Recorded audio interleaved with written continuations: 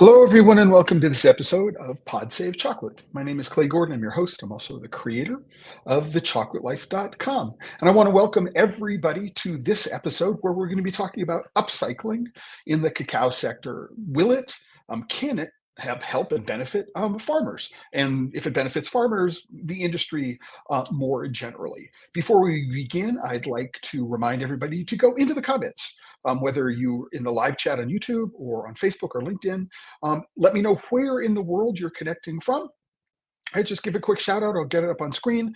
And then I will also, if you have, answer any questions or any comments that you have that you also put into the comments during the course of the live stream. So as always, I put together a post for every episode of Pod Save Chocolate. This is the homepage of the Chocolate Life right now. You can go there and you'll notice that there is a post here. It's pinned to what we call the top rail. It's the upper left-hand corner. And here's today's post on upcycling in the cacao sector and how I want to connect it to the high cost of expensive cocoa. Now, the reason for my doing this today is that a couple of days ago, I was sent this post. From this organization called World Resources Institute, and it came from a longtime colleague of mine. And he often sends me links to things that he finds interesting, and sometimes they become the source of episodes of either the Chocolate Life Live or Pod Save Chocolate or posts on the Chocolate Life. And this is something that I encourage everybody who watches, everybody who's a member, to say, "Hey, Clay, what do you think about this? What can you help us do about this? What can you tell us about this?" Right? I'm going to go back to the post for people who may be here for the first time to be able to go in and say, okay, you've got, if you're coming this later or you want to share this episode with people, there's links on where to watch on YouTube, LinkedIn, and Facebook. There's always an overview. There's a link to this article from World Resources Institute. So if at any point in the future you want to go back, or you're watching on a computer right now and you want to follow along as I go through, you have that opportunity to go and do that. Other resources that we'll discuss going forward, and there's lots of information here that you can go and look at after the fact, and that's why I put it together. If there are new resources which get mentioned during the course of the live stream, we're going to talk about it. So having gone through that overview, what do we talk when we talk about upcycling? Right? And when you think about it, for the vast majority of the modern history of chocolate, all that we've been interested in are the seeds. So we take the pods off the tree, we pull the seeds off the placenta after opening the pod up, and then we put the placenta and we put the pods and we set them aside. This is often done on or near the farm. The pods are then usually allowed to rot and are used as a primary source of fertilizer. Right? And then we take the seeds. Maybe we ferment them. Sometimes we just lay them out to dry. Sanchez cocoa in the Dominican Republic. Sometimes we'll wash the pulp off before we dry. Cacao lavado in Mexico. Right? We set it out to dry, and then we then transform the dried cocoa beans into all the derivative products that we're familiar with. And for at least the last couple hundred years, that has been the primary interest in the beans. So I have, my interest in upcycling, right, stretches back to at least 2010, 2011, right? Some of you here may know that I was involved in the creation of something called Solbeso, which is a distilled spirit made from fresh cacao juice. Right? And, we were trying to collect cacao juice and keep it fresh, right? Because we wanted to maintain the maximum sugar level and keep it from starting to ferment spontaneously. Right? And that's where my physical involvement in this, although earlier in 2010, in January of 2010, I was in Bolivia on the Hacienda Tranquilidad with Volker Lehmann, and he showed me that he was collecting juice and converting it into vinegar. And that might be, thinking back, casting back into my memory, the first time I was thinking about, wow, there are other things that we can do here besides focus on the beans themselves. And it was creating vinegar. And I came back from that trip and I had a small bottle, maybe 30, 40 mLs of some 5-year-old barrel aged vinegar. So this is something that Volker had been doing on the Hacienda Tranquilidad for quite some time. Really, really fabulous stuff. But I was involved in the creation of this distilled spirit called Solbeso. And one of the things that we struggled with from the very beginning was, how do we go about collecting the fresh juice and making sure that we can maximize the amount of sugar in the juice and minimize the amount of fermentation? And so you're number one, how do you incentivize farmers in order to be able to collect the fresh juice, or how do you incentivize the farmers to be able to bring the cacao and baba to the collection center, right, as quickly as possible after the pods are opened? There are lots of real challenges associated with creating a supply chain that doesn't exist already. I mean, that nothing had been done to try to figure out how are we going to collect the juice, and so that we can get it into fermentation on our terms rather than on nature's terms, right? And so, when you're on the farm, there are 3 ways to prevent this fermentation. The first one of which is, I think it's 3 ways. The first one of which is there are 3. The first one of which is pasteurization. Right? So what you do is you get the juice, and then you heat it up and you kill all of the organisms. In this particular case, the yeast that you're looking for, which are in the pulp through contact with just the local environment. The yeast are in the air. So you can pasteurize it. Or 2, you can put it into refrigeration. Right, so keep it cold. That's another thing that you can do, right? Or the third thing is you can add some sort of preservative, and the preservative will keep it going. We'll keep fermentation from starting to reduce the amount of sugar in the juice. And sugar is important if you're doing a distilled spirit, because what you need to do is you need to make sure that the fermentation generates enough alcohol. So primary fermentation is yeast turns sugar into alcohol, right? And then secondary fermentation, which is what you want with the seeds, converting them into beans, converts the alcohol into acetic acid.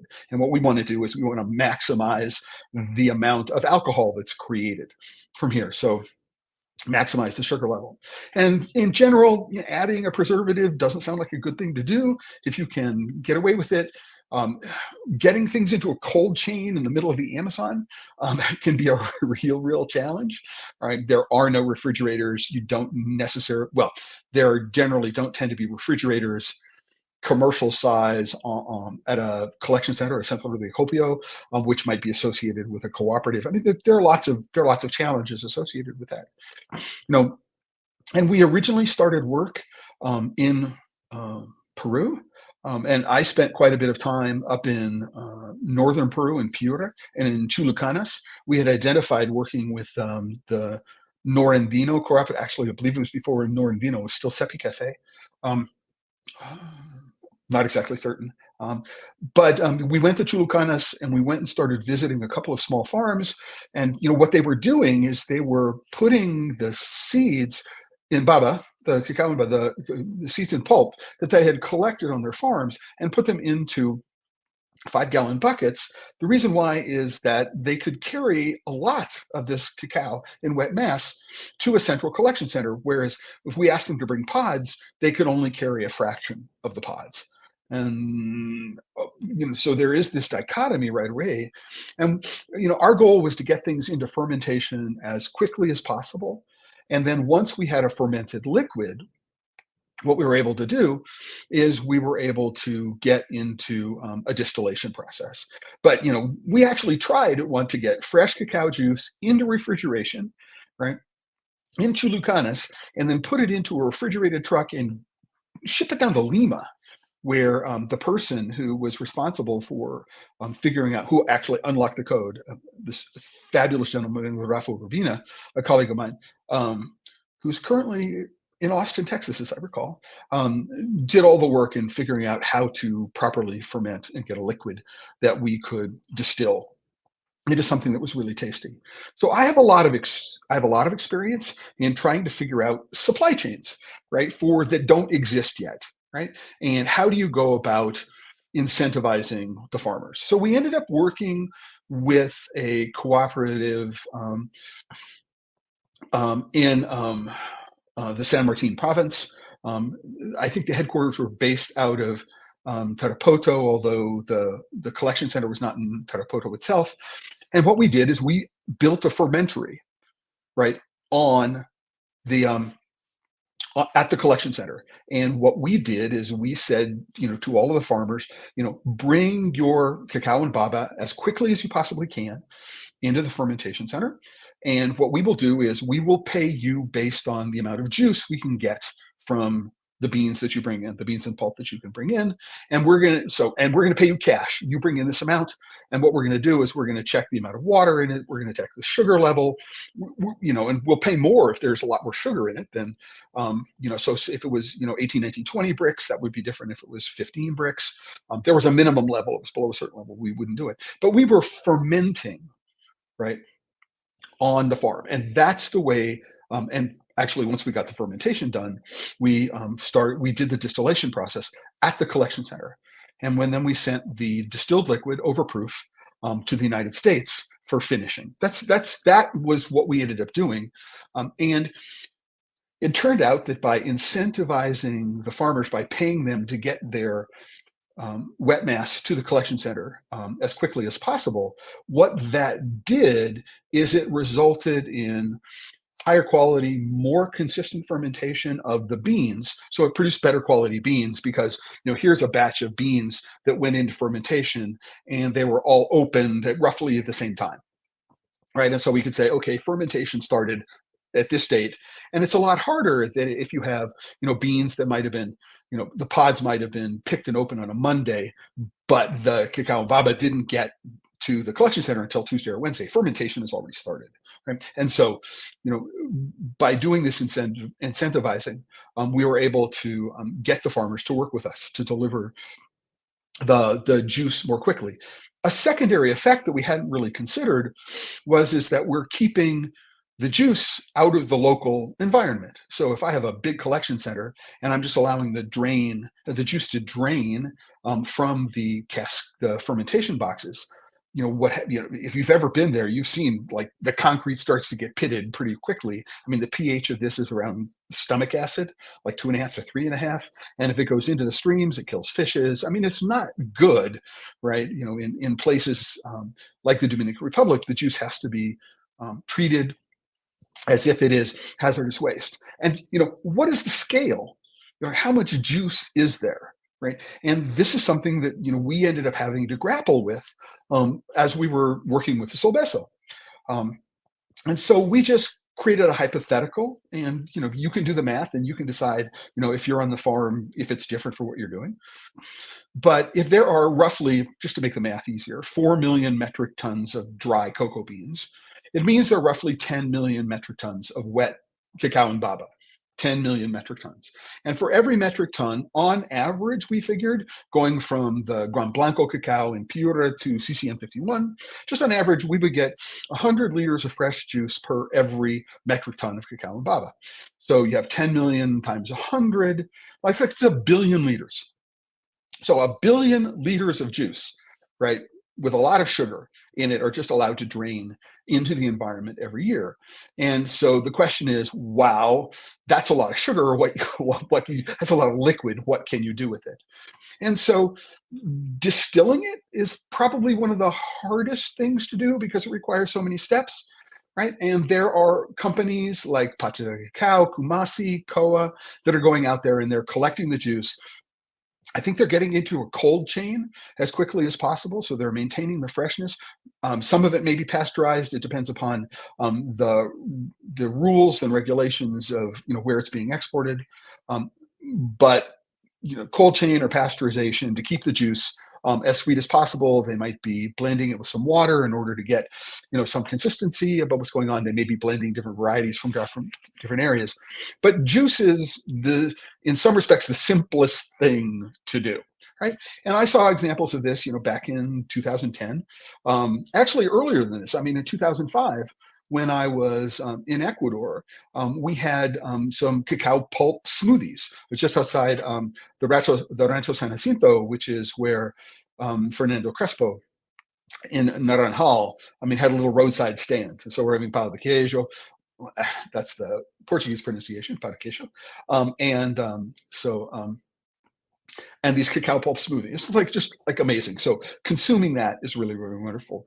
From there, you might say, can we create vinegar?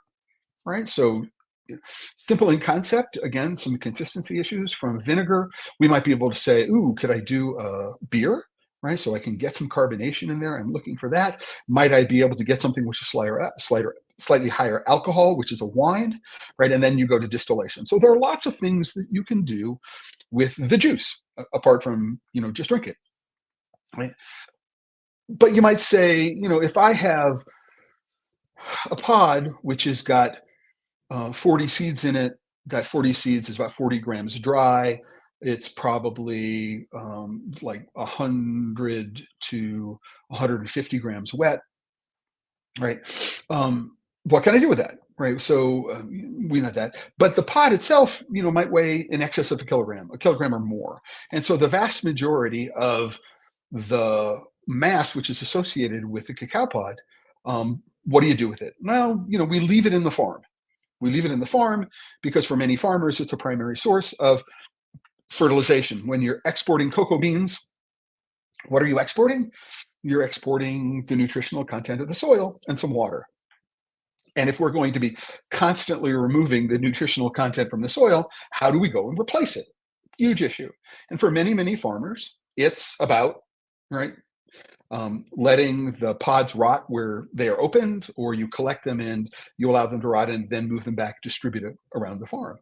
You don't want to remove the most of the leaf litter or any of the leaf litter in the farm. I mean, even though you might think, oh yeah, I could compost that, I could do things with it. But it turns out that that's where the insects that pollinate the trees live. And so you don't want to have a clean floor. Right? No good. You don't have a clean floor because you need the insects to pollinate the trees to leave there. So one of the things that we experimented with at Solbeso is that we thought, if I can take some of the pods, and what I can do is I can turn them into activated charcoal. Right. So you burn the pods under conditions of pyrolysis with no oxygen. You can create a charcoal which you can use as a filter. And because we have to filter the juice as part of making Solbeso, we said, why don't we use cocoa pod charcoal as opposed to some other charcoal? Right. And this led to an exploration of mine into biochar. So I'm really, really interested in the concept of biochar, just larger. We have all these pods. What do we do with them? And it turns out that biochar is a hugely interesting thing. There are lots of issues associated with it, and we'll get to those. But there are lots of things we might be able to do with the pods. So we can burn them for power. We can compost them and turn them into fertilizer. We can dry them and grind them and turn them into flour. That's something I first saw in Peru in 2014. I was on a stand at the Salon del Cacao I Chocolate in Lima, and somebody was doing frying cakes, like funnel cakes, right, in a big vat of oil. The oil actually may have come from pods as well, I don't recall, but they had made a batter using flour that they had created from cacao pods. And this is quite interesting. You dry the pods very dry, and then you just grind them. Right? Maybe you disinfect them first, so you don't have to worry about microorganisms and things like that. But it's like, okay, we can do the flour. That's interesting. So there are lots of things that can be done, right? And this is where the article, which is from World Resources Institute, really started piquing my interest. And so I want to go through it, right? Because I think it's really, really important to do so. And again, we're in pollen season here in Prescott, and there's lots of trees and flowers I'm not used to for being in New York for so very long. So this article, again, it's in the post for today, so you can go and open it up yourself, right? Was published the day before Valentine's Day. So it's been around for a month. It was just explained to me, or just forwarded to me in the last couple of days. And so what I want to do is go through this on with a fairly fine tooth comb, right? Tell you what I'm thinking about it. First of all, I don't think it's, I don't, what's interesting about this is not that they're talking about upcycling. What they're doing is they're talking about, this is a think tank um, called the Real World Resources Institute. And the World Resources Institute has decided to devote some time to this topic, right? So it says that approximately 75% of the cacao pod is discarded during cultivation, harvesting, and consumption of cocoa beans. Interesting way to characterize it. I would say that that number is probably very, very low, but it depends on the variety. If I've got CCN 51, it's a much bigger, much heavier pod. There's a lot more pulp, and therefore the relative weight of the dried beans compared with this. And, the pod is not discarded during cultivation, right? It is during harvesting, right? Not consumption. So let's go there.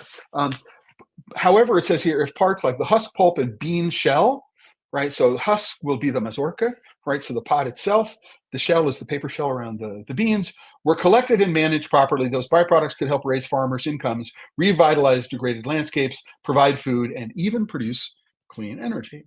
And they're not wrong in saying that, right? And we'll get into that there. But what I want to do is I want to take a look at the sidebar here. What they're talking about is what's the difference between cocoa and cacao. This is a definition that I really like, which is not one which is used by raw food and health food and superfood enthusiasts who talk about it in terms of processing, but use the word cacao, cacao tree, cacao pod, cacao seed, right? And it's cocoa bean, right? Cocoa butter, cocoa powder, right? Cocoa liquor. So we've got a distinction between wet and viable, and then a distinction between dry and processed, right? And it has nothing to do with how it's processed. It's just to do with the state of the bean. So, so they talk about, the size of the market in 2021. Global trade was just in cocoa was 9.59 billion. Everybody says, well, can we go back to that time because it's incredibly bigger than there. It's a high value cash crop in what's called the cocoa belt in Cote d'Ivoire, Ghana, right? But they're talking about the global cocoa belt, right? Cote d'Ivoire, Ghana, and Ecuador. All right, so they're talking about Cote d'Ivoire and Ghana being the largest producers. That 600,000 farmers in the Ivory Coast, supporting nearly a quarter of the country's population, or 6 million people. And Ghana employs more than 10% of the population, or 3.2 million farmers. And it turns out that a lot of these, again, one of the things I do like about this is that for many of these numbers, they are talking sources. So fair trade here, AP News here, they're talking, I don't know what OEC World is. There's a Reuters link. And so they're actually giving some primary sources, which I think is a good that we can do it. So smallholder farmers live in an estimated $2 a day. All right, that's actually, that appears to be from an NGO in the Netherlands. All right, blah, blah, blah. Only the beans are harvested to produce cocoa mass, butter, powder, and chocolate. That's true. Most of the cacao pod is not utilized and is left to decay on the ground, which damages fertile soil as it degrades. This material, if properly salvaged, can be harnessed for productive purposes. So the answer is, historically, the pod has been left in the farm, and the reason why is it is allowed to degrade naturally, to decompose naturally in the farm.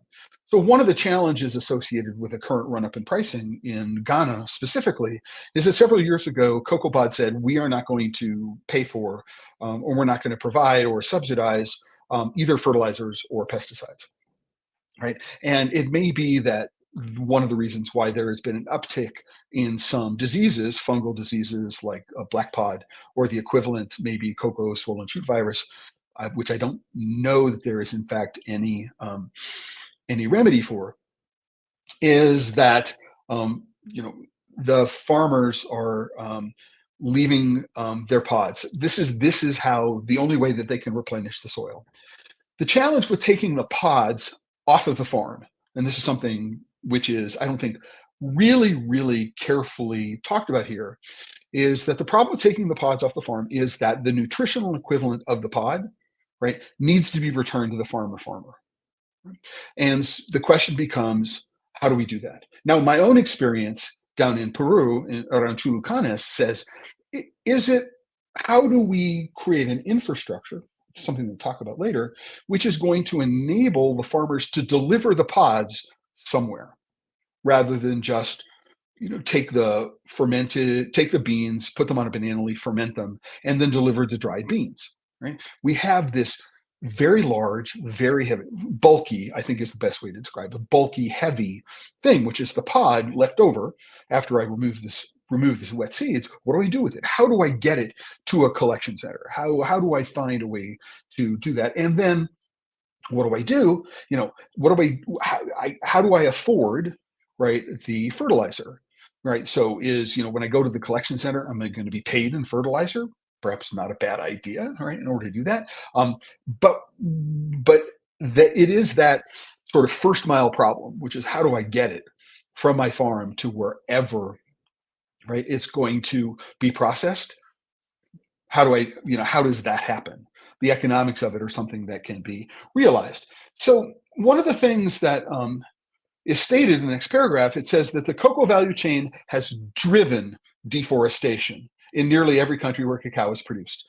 And if we actually take a look at the EUDR, right, what the EUDR in their list of 6 commodities, what the EUDR says, well, number 1, right, is palm, right? That is one of the primary drivers of deforestation. Number 2, right, is soybeans, right? So these two are more than 60% of agricultural driven deforestation. Now, also the way the EUDR is constructed, there's a date, right? So there's a date by which before this, we're not going to worry about it. So crops like sugar, right, are not part of the EUDR because all of the deforestation happened perhaps decades ago and is no longer considered important for the purposes of the EUDR. And so, I would characterize cacao, which is considered to drive less than 7% or about 7% of deforestation, as the cocoa value chain has driven deforestation. I think that's an overstatement of what's going on here. In Cote d'Ivoire, it is estimated that 40% of cacao comes from protected areas. That may be true. This is one of the EUDR. That's not something the EUDR is concerned with. They're concerned only with deforested lands, right? National governments would have to figure out how to deal with the protected areas. Increasing global demand for chocolate, coupled with decreasing cocoa prices. I mean, this is in February 2024. These people talking about decreasing cocoa prices, even if it's back in February, they're wrong, right? This is the start of the real growth in the cost of prices. So they're not. So they're wrong there. Farmers continue to clear land to plant cocoa as opposed to using agroforestry systems, right? There's a real lack of nuance here. So they're painting this with a broad brush, and I don't think they're necessarily characterizing the complexity of the industry quite fairly. Before I continue, I want to give a real quick shout out to Jorge Diaz, who's connected from Querétaro, Mexico. Jorge, thank you very much for joining us today on Facebook.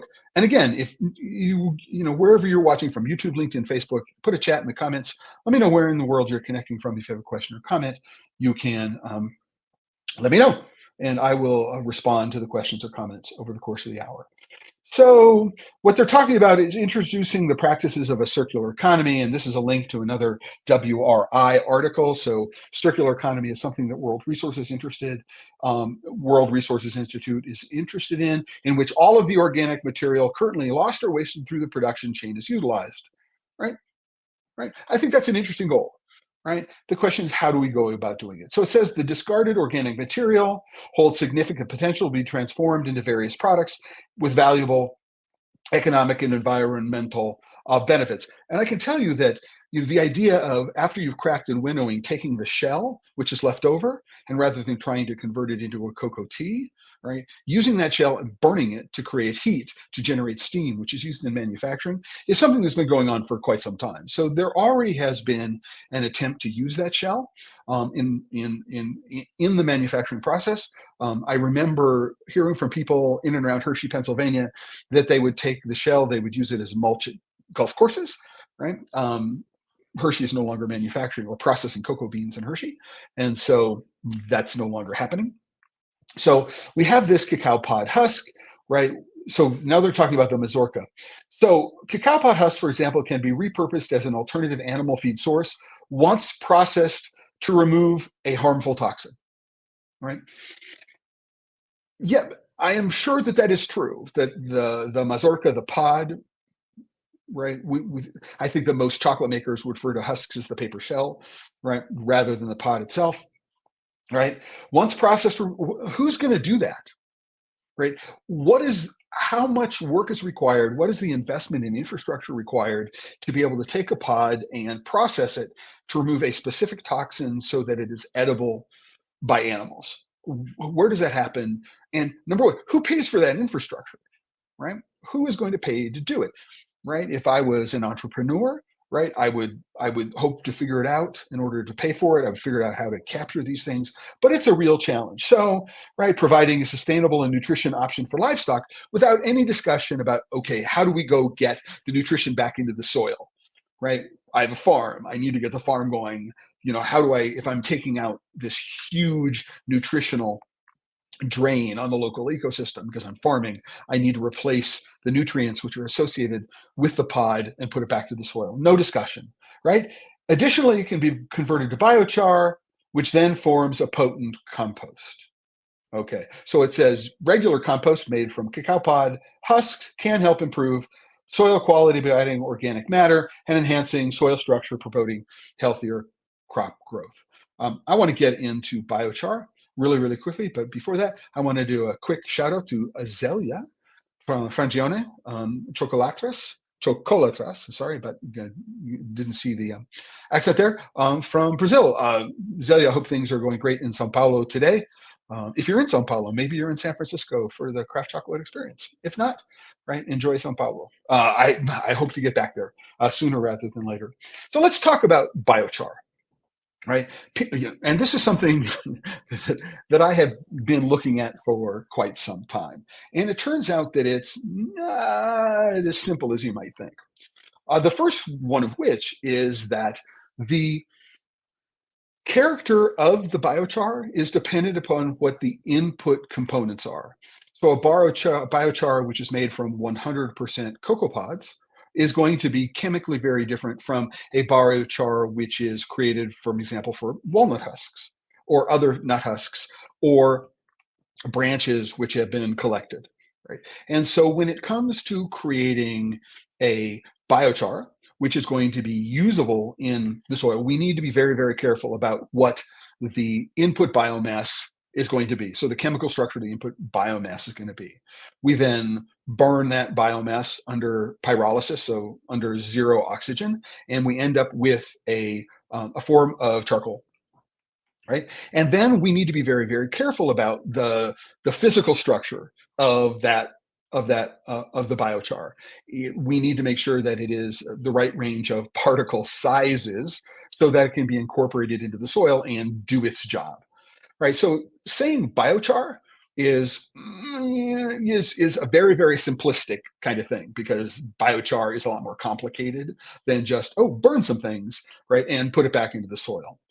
Another issue that we need to consider about biochar is that you can't just, because it's a powder, you can't just apply biochar to the surface, right? You need to dig it into the soil, right, so that it doesn't wash away, right? If you just put it on top of the leaves the next time it rains, right? So you need to get the leaves from around the trees. You need to add it into the soil, and you need to till it in at least a couple of inches below the surface, right? So, okay, I got the biochar. How much labor does it cost what is the cost of labor in order to be able to apply the biochar into a farm? And it turns out that it's not inconsiderable. So, on the surface, biochar may be of more use initially in the cacao construct in nurseries. So making the biochar a component of the potting soil in which the seedlings grow, really, really great. As a matter of fact, Craig Sams and his wife Johanna, I'm sorry, I don't remember her last name, whom many of you may know who founded Green and Black's chocolate. They had a lot of work being done down in Belize and the Toledo district in Punta Gorda. And Craig, after selling Green and Blacks to Kraft, started a company called Carbon Gold and started doing some research on using biochar, creating biochar retorts or kilns that were artisan scale, for want of a better term, and then doing some research on how it improves soil health and how using it in nurseries, right, would help the seedlings grow faster and be hardier. And it turns out that there is a direct correlation between those two things. If you add biochar in the right amount, in the right kind of potting soil, then in a nursery, it's fabulous. You get healthier trees faster and they can go into the ground sooner and start producing earlier. So in that respect, biochar is really, really good, right? It may be really, really helpful if you are going to clear cut some land, right? And you're going to start planting. So you're going to take some stuff out and you're digging holes to put things in. You could dig slightly larger holes and put the biochar into that as you're getting the ground ready, right? That is going to be a whole lot easier. But if you're actually trying to add biochar to an existing farm, it turns out that you want the biochar to go out at least to the drip line of the tree, right? So, and you want to be able to, turn it into the soil, right? So that it doesn't wash away. And the question is, how much biochar do you need, right, per kilogram of soil? Right, these are all really, really interesting research questions that are being asked and answered, but it's not just as simple as turning it into biochar. And it may be that you want biochar as a component in a broader compost mixture. So you're going to add the biochar to other materials which are composted in a more traditional manner. So you have not just the biochar itself, right? So I think what's really also very, very interesting, which is not mentioned here, right, is that one of the things that biochar will do is it will help reset the mycorrhizal, which is the microbial balance of the soil. So you get a healthier soil in terms of that. But it can also preferentially attach to, if there's cadmium in the soil, so it can be used to remediate cadmium so that the cadmium will bind with the biochar rather than being taken up by the tree. Really, really cool, right? Not discussed here, but it is a way, and it might be an incentive in some parts of the world where cadmium is an issue to work with biochar at that level. But it's not as simple as just converting it to biochar, right? And I've been working with some people who are in the large scale biochar kiln, like industrial scale biochar business to start asking these questions about doing it. What are the implications in terms of cocoa and how do we make it happen? And it turns out that this could be done, so for example, if I had a very, very large cooperative and the cooperative said, okay, I'm going to ask people to bring pods to the cooperative, then we could do this because I could install a biochar production facility, which secondarily had a gasifier associated with it. So I could take the methane and carbon monoxide, which is generated as a byproduct of pyrolysis, and burn it in a generator to create electricity. So, but you need a lot of biomass in order to be able to do this. And this is one of the challenges. With this, it can be done on an artisan scale, but it's one of those things that wants to be done at an industrial scale. And the question is, who pays for the infrastructure development? Right, really, really important. And that's not discussed here. This is a think tank, after all. It's sort of a half thought out article from a think tank here. It presents some interesting questions. It presents zero solutions that I was able, or zero knowledge about how some of these proposals might be implemented in practice. So getting back to Zelia, she's in Sao Paulo, not San Francisco, unfortunately. I would say, Zelia, right now, if I had an opportunity between visiting San Francisco and visiting Sao Paulo, I would definitely choose Sao Paulo. But you live in Sao Paulo, so that's why you want to go to San Francisco. I get it. Yeah, if I could be at the craft chocolate experience this weekend, I think that'd be interesting too. But I'm here in Arizona, taking care of stuff. So a question from Jorge Diaz: is there any difference between using biochar instead of vegetable charcoal or ash from it? Jorge, I would say a lot depends upon, number one, what you're using as the input. So what is the biomass? When you say vegetable charcoal, what is the input that you're using, right? And the other one, again, is that people will use ash, right, as a part of a compost. And so you're looking for it, is it going to raise or lower acidity, for example? That one way you might use ash, and use it as a compost as opposed to using it in a soap, for example. So we can consider that, but it depends, like, what is the chemical composition and the range of chemistry which is associated with the nutrients that are in whatever the input biomass is. We're going to have an effect on things. And then there is a question of what is the particle size, right? And the particle size distribution. Because if you're too big or too small, it turns out to be not as effective. You do need to get it in a particular kind of way. And so I can't answer it more specifically, and I can't tell you what the specific differences are between using biochar instead of vegetable charcoal, right? But I can tell you that there are differences, and I give you an idea of what some of the differences are. But specifically, a biochar kiln, which operates under pyrolysis, is going to be similar to a kiln which is used to produce charcoal from wood. There aren't a whole lot of differences. It just has to do with, again, what is the input mass, and what is the particle size when we get done. So it is something to consider. So getting the most out of cocoa. I mean, it's important to know, like, none of this is new.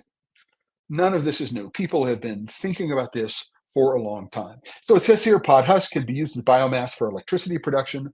Yeah, this is something that's been in the news for the last couple of months. Research has been conducted in using cacao pod husks, the pods, to generate electricity in Uganda.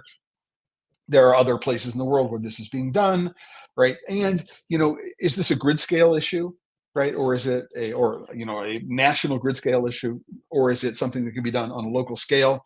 I mean, providing a consistent source of electricity for remote farming communities is an interesting consideration. What it is that can be done, right?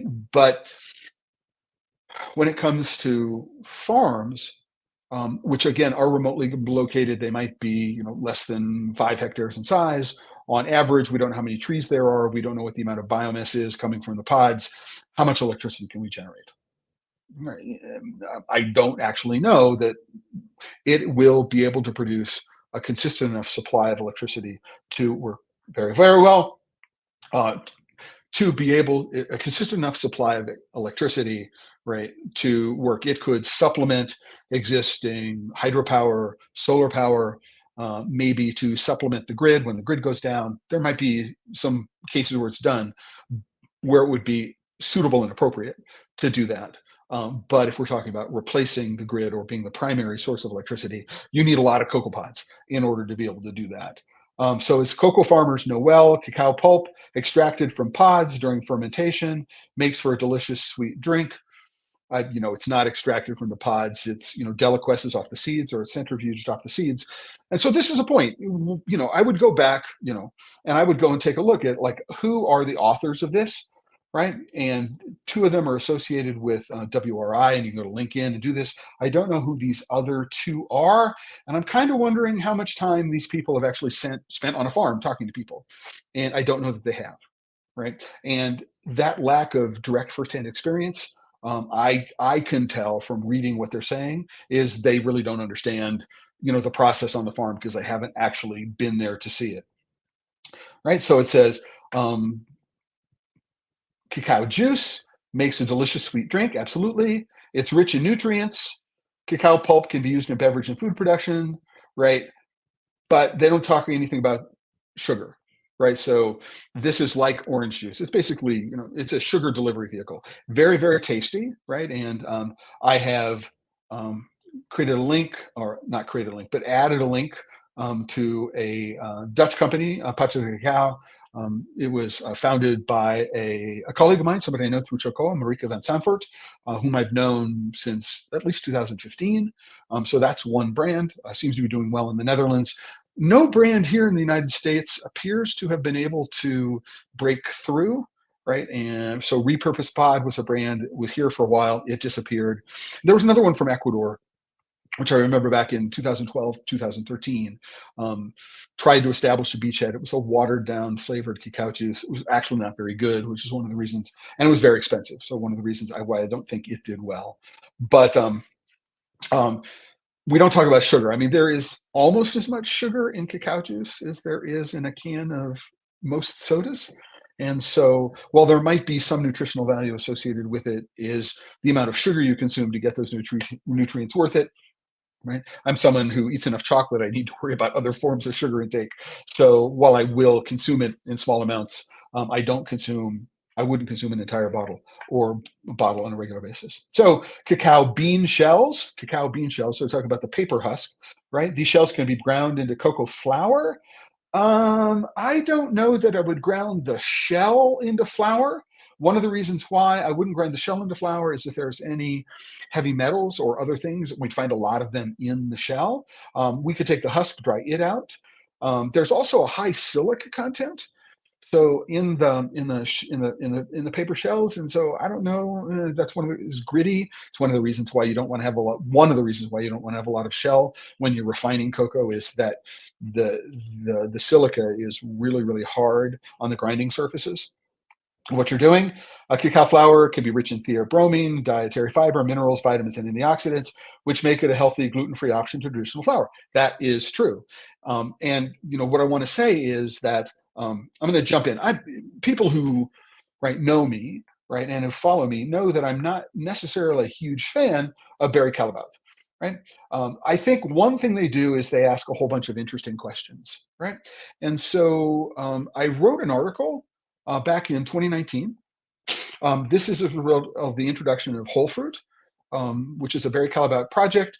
I was there in San Francisco at the global launch of this. I had an opportunity to taste everything. So they introduced not only two chocolates made sweetened with freeze-dried cacao pulpa juice. Turns out they didn't invent the technology. They acquired it from a researcher in Ecuador. They were doing a flour with it, and they were also doing a juice concentrate. So rather than selling juice itself, they were selling a concentrate which could be used by chefs. It could also be used by bartenders in mixology as a flavoring and sweetening.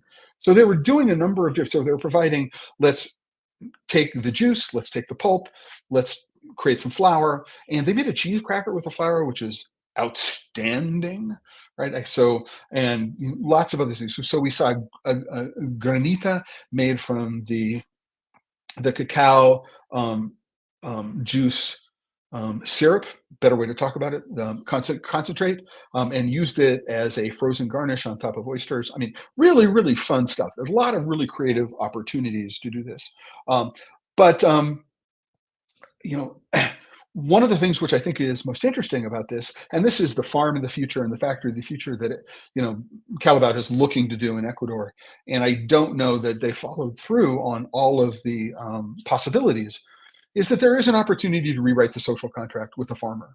So if I'm the child of a cocoa farmer and I live near one of these big processing plants, what I'm going to be doing is I'm going to be bringing pods to the farm, to the factory. I'm going to bring pods to the factory, and the pods are going to be deconstructed and then reconstructed. And that's what hyper-processed food is all about. We bring corn into a factory and we pull it apart into thousands of different constituent components, and we make all these other things. And deconstructed corn is worth a lot more than a corn kernel, right? And we're doing the same thing here with cacao. And we're focused on, however, rather than the corn kernel or the cocoa bean, where we're saying, ooh, what's around? What can we do with the pod? What can we do with the pulp? What can we do with the other things that are not the cocoa bean, right? And so this is fairly interesting kind of idea. I don't know that it has really caught on, right? And I'm not entirely certain why. It could in part be due to COVID, right? Which hit a little over a year. Well, no, so 2020, maybe 6, 8 months later. So it could be a problem, all right? But these ideas are ones that have been around for a while, and what it suggests is that it does take the kind of investment that a big company like Barry Callebaut is able to make. It's not necessarily an investment that smallholder farmers or small communities are going to be able to make. So not the list, but the link to the article that I wrote at Whole Fruit is in the post for today's episode. You can go read it. You can go read it and let me know what you think. If you're a member of the Chocolate Life, you can go down to the comments and you can add comments to the post just real quickly. If you're not a member of the Chocolate Life right now, you'll go to the homepage, you'll see the join button, click on join, right? There's always a free tier if you do have the resources. This episode of Pod Save Chocolate, right, is sponsored by members of the Chocolate Life. And I don't do Patreon. I don't run ads. So please, let me know what you can do to help. But just becoming a member, supporting what it is that I'm doing.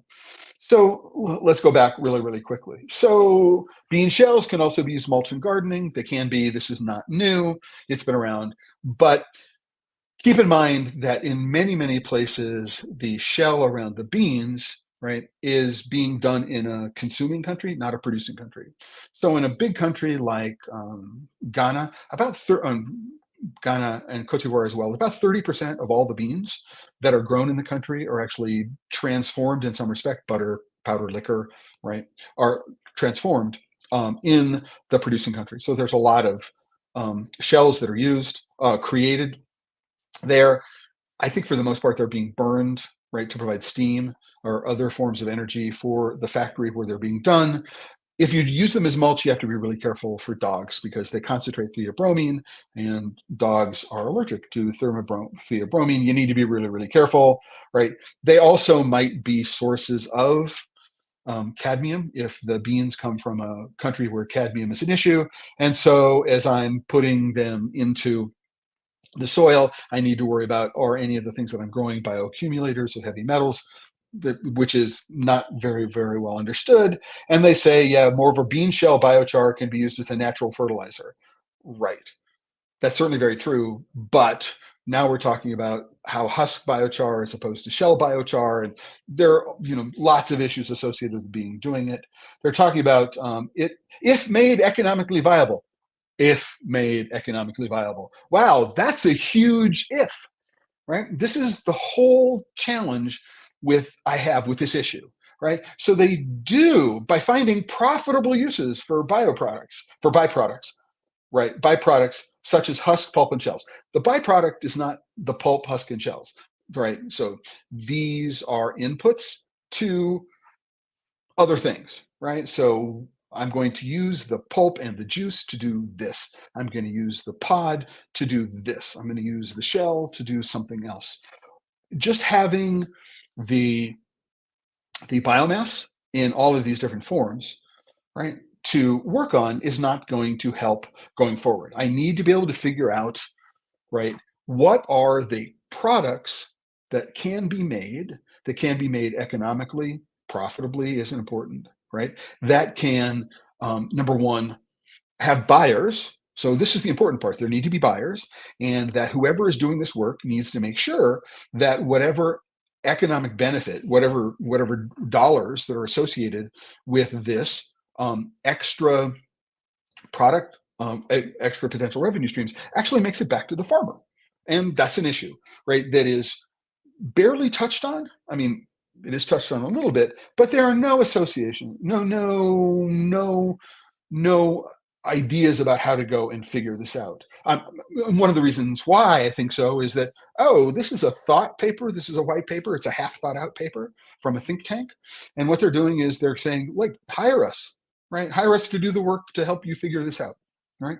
And I, this sounds like it might be used for rainmaking, right? So to do more grant funding for what they're doing rather than doing it. But they are talking about one major challenge is the lack of infrastructure and access to technology for collecting and processing.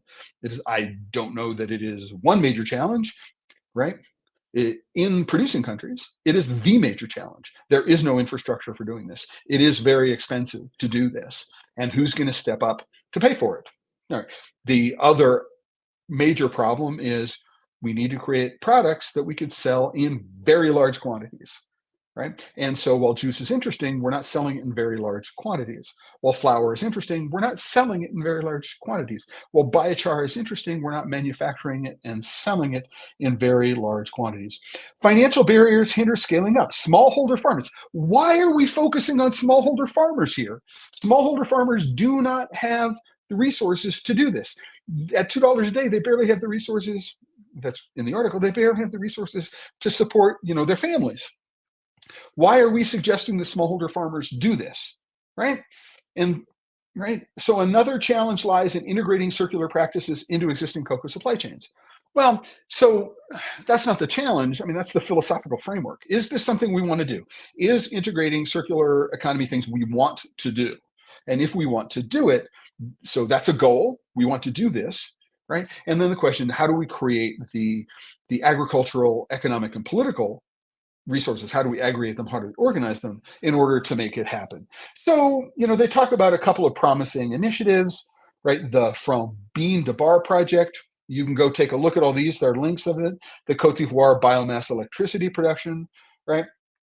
Which is a roughly 74 megawatt biomass project. I wonder, it uses 400,000 tons of pods per year, right? It'd be interesting to find out exactly how much. I mean, it doesn't talk about what percentage of this of Ghana's entire Cote d'Ivoire's entire energy requirements are. It doesn't talk about the number of farmers who are involved. That doesn't talk about how this on. There's a lot of information here that needs to go and be explained in more detail in order to be able to understand, if the controlled economy of Cote d'Ivoire, which is not as controlled as Ghana, how do they do it? How do you go about doing similar kinds of things in economies where there is not as much government control in the cocoa sector? So it's a really, really interesting idea, right? There are lots of opportunities in terms of taking the biomass, liquid and solid, which are associated with cocoa pods, and doing things with them, right? It is, number one is, how do we ensure, right? And this is the challenge with anything associated with cocoa, is that how do we ensure that any of the upstream revenue, any upstream income that is generated finds its way back down to the farmer? And this is not an example of what I think of as tinkle down economics. Not even trickle down, it's tinkle down. It's people who are very wealthy who are raining yellow liquid down on you, and it's not gold. It's not trickle down, it's tinkle down economics. So, is this going to be an opportunity to? No. So will we take advantage of these ideas as another way of breaking the cycle of the way business is currently being done in the cocoa sector in these parts of the world? And it could be a huge driver of change by providing alternative revenue streams. How cacao can do so much more than make chocolate? No, this is not a how at all, because they don't describe how it can be done, right? So we have some opportunities and we have a lot of barriers. And so they talked about some of the opportunities and they rarely talked about the barriers. And we need to be very, very careful about that, right? As I said, if there are 4 million metric tons dry, it means there are roughly 10 million metric tons wet, which means there's 1 billion liters of juice, right? And how do we find a use for that juice? First of all, we need to find a use for the juice, all right? And it's a chicken and egg argument. How do we create the demand for the juice if there's never been a demand for the juice? How do we find, so what are the things that we can do? right? There are some companies that are trying to solve this. Callebaut is one. Felklin has tried to make a chocolate using sugar made from cacao pulp. It was like the only truly inedible thing that I've ever gotten from Felklin. It was truly awful, execrable chocolate. I've got colleagues who are working about how do we keep the sweetness of the juice and get rid of the acidity and the sort of barnyardy, fermenty flavor. I mean, if you've smelled a fermentation pile, you know what some of these sugars, right, taste like and smell like. I mean, there's a lot of work that needs to get done. Biochar could be a part of a problem, but it needs to be considered in context, right, and not as a standalone venture, right? There are lots of things. There are lots of ways that these things need to be done. Always thinking about, you know, how is the farmer going to be compensated for the extra work that they're being done? And are they being compensated fairly? If they're bringing cacao pods to a central collection center where they are in fact turned into biochar and composted, and that's mixed, and now they have something which is very highly nutritious that they can spread under their trees, right? Well, it turns out that a lot of fertilizer and a lot of pesticides are foliar. They're sprayed on, right? Not necessarily, right, things which are applied into the soil. That's another issue, right? The labor that's associated with it. But if they bought a certain amount of cacao pods, they would receive a certain amount of fertilizer. That would make sense. I mean, it'd reduce the cost that they have. Trees are healthier. I mean, there are lots of ways to go about doing this. I don't hear any thinking about that. I don't read any thinking about that here. And I'd like to have conversations about that. And you can have those conversations in the comments, YouTube, LinkedIn, Facebook, or in the comments on The Chocolate Life on today's post, right? And, lots to talk about. I feel like I barely scratched the surface of this. And I don't want to sound negative about it. I think that, this is a case where we want to be working with lots of different formats of pasta, right? Not just spaghetti. And we need to have lots of different vertical surfaces. And we need to throw all these different forms of pasta against all these different vertical surfaces and find out which ones work. And so encouraging experimentation and development at every scale and at every level, I think is really, really important, because we don't have any scalable answers yet. And we don't know how a project that works in Ghana will work in Ivory Coast and vice versa. And we certainly don't know how any one of those products might work in a small island economy like Grenada, where the resources are significantly smaller, or Trinidad, or how would it work in Ecuador or Colombia or Venezuela? I mean, these are things we don't know. We can't necessarily take a look at what's going on in Cote d'Ivoire and Ghana, perhaps Uganda with their project, and say, oh, this is something we can easily do someplace else. Because the answer is that's not true. But I'm all in for it, right? I'm all in for helping become a resource for this information. If any of you who are watching this live or afterwards have any ideas or projects, resources that you might know, go put them in the comments. You can email me, member.support@thechocolateLife.com, and let me know what you think and where we can go, and how we might be able to move forward. Right. So before we leave today, just a couple of quick news bites. First off, let's go take a look at futures. So futures price is at 10.8. So it's down a little bit. It's down 210 basis points, almost 2% from yesterday. So that's a good thing. The long-term trend is pretty similar. It looks like we're going to be above 10,000 for at least in the futures market, for at least the next 4 to 5 months. By the end of the year, looks like we'll be under 10. So it looks like there's a slow, at least this is the futures market. This all depends upon the mid-crop harvest. Looks like, of course, if we have a lousy mid-crop harvest, then these prices are going to escalate. But we're down from above 12,000, which is where it hit a couple of days ago. That's a good trend. I want to note that this weekend is the Craft Chocolate Experience in San Francisco. You may want to go. It sounds like an interesting program, interesting exhibitors. You may want to go. Next weekend in Hawaii is the next Hawaii Chocolate and Cacao Association annual conference. It's on the island of Oahu. I was at the first one of these conferences back in 2005, and it was in Hilo. It was a fabulous time. Hawaii is a really, really interesting place. So you may want to consider going there. For those of you who may not know, what I do is I maintain a event and holidays calendar. So we can look what's going on. Nothing left in April, but we've got what's going up in May, and what's going on for the rest of the year. So you can go to the calendar and you can figure out those things. One final thing before we go, and I may spend a little bit of time thinking about some of these things in a future episode, is this bit of news which came my way over the last couple of days, which is that the Mars and Ferrero families are now wealthier than the two largest cocoa producing countries, which I think is just mind boggling. That there are two companies that make part of their fortunes in the world of cocoa and chocolate that have amassed a net worth that is greater than the value. So I'm going to put this link in today's episode so you'll be able to get to it. So cocoa prices began this week, right? $12,500 a ton. The cost of about 150 barrels of oil, which is a really, really interesting comparison that I hadn't seen before, right? So they're talking about some of the reasons why this is the case, but revealing compounding deeper structural issues about in the region. But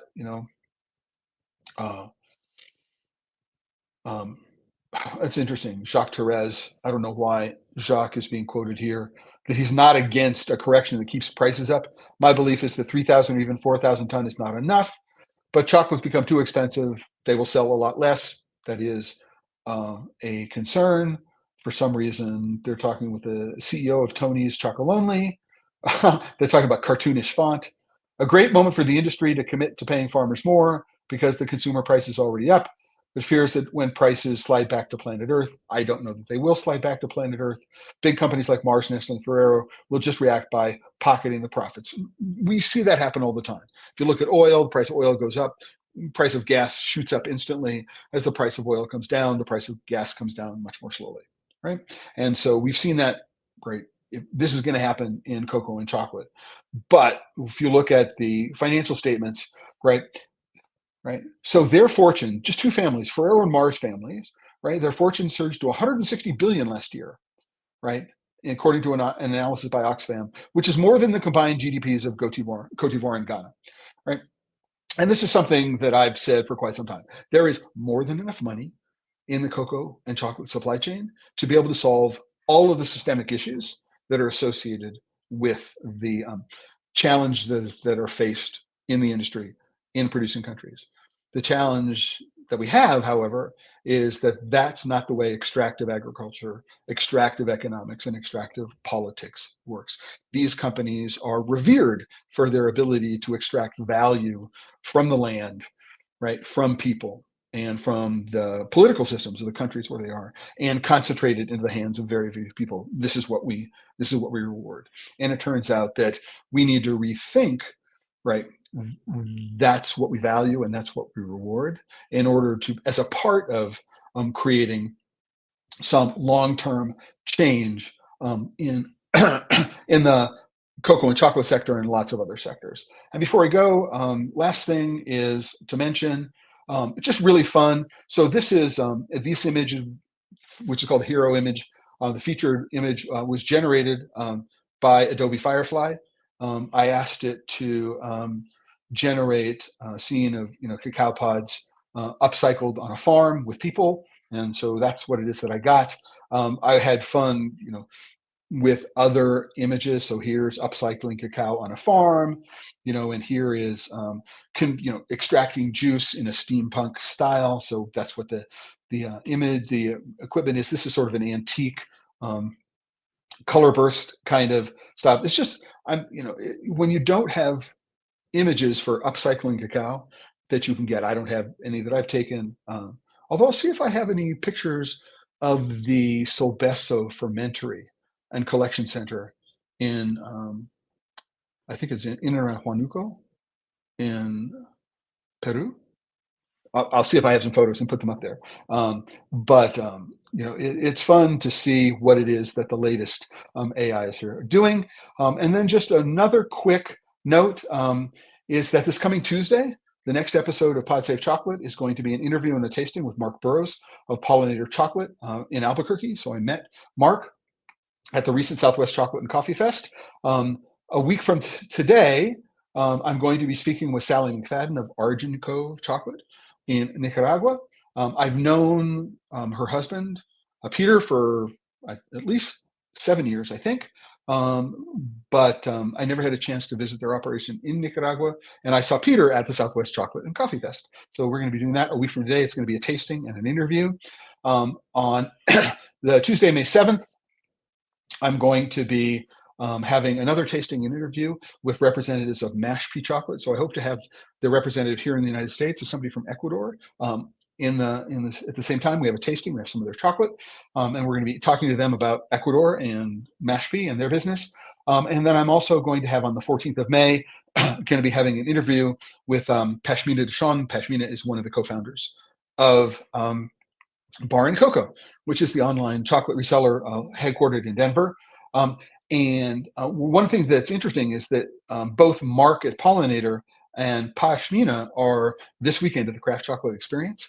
And because I met both of them at the Southwest Chocolate and Coffee Fest, we're going to have an opportunity to talk about the differences, right, in not the way the festival is constructed, but the kind of interaction that they have with the people who come to their stands, the kinds of questions they're asking, what it is that they're looking for, right, and how different shows respond to and reflect different constituencies, in part based upon where they're located, in part based upon what the organizers are interested in focusing on. So I think that idea about trying to understand the differences between these two festivals, which are so close together in time, is going to be a really interesting one. I've also got a bunch of other things which are lined up. I mean, I'm booked out further in advance than I can ever remember being here. It's going to be an interesting month of May, is what I can say for all of these kinds of things. And with that, I want to say thank you to everybody who's joined me here on Pod Save Chocolate today. If you can, if you've watched the video and enjoyed it, please give it a thumbs up. Subscribe to the channel, Pod Save Chocolate on YouTube. Share, comment, let other people know. Become a member of the Chocolate Life. Let me know in the comments if you have ideas for future topics that you'd like to cover, people you'd like to interview, ideas, whatever. Comments on this, go down below into the comments, and I will take care of them. I read them all and I respond to them all as well. And with that, I want to say thank you very much, everybody, again, for watching. Right, and especially anybody who's been here from the beginning all the way to the end, and to wish everybody a great weekend. This is Friday here, and to end, as I always do, with a reminder that if you're working with chocolate and you're not having fun, use doing it wrong. Ciao, everyone.